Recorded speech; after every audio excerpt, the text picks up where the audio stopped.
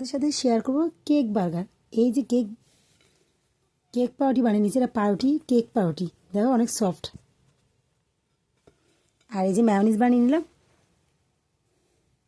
Slice করে কেটে নিব। এই তো হয়ে গেল।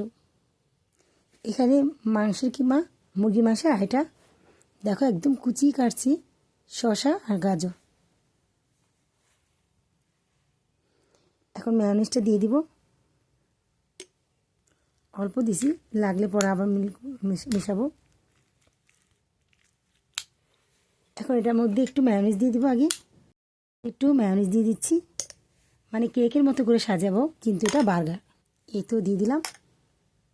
এখন দিয়ে দিব এই কিমা করা মাংস বেশি করে। দেখো গাইস, মাংসের পুরটা একবার আমি ভরে দিয়েছি, যেহেতু বাসায় খাবো একটু মজা করেই খাই না।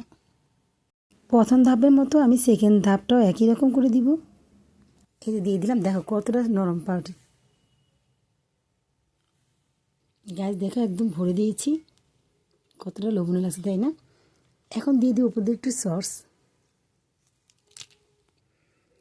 দিয়ে দিলাম। গাইস দেখো কত লোভনীয় করে ফেলেছি, এটা বড় একটা বার্গার হয়েছে, কত লোভনীয় লাগছে। এখন উপরটা দিয়ে দিব, কত ইয়াম্মি তাই না?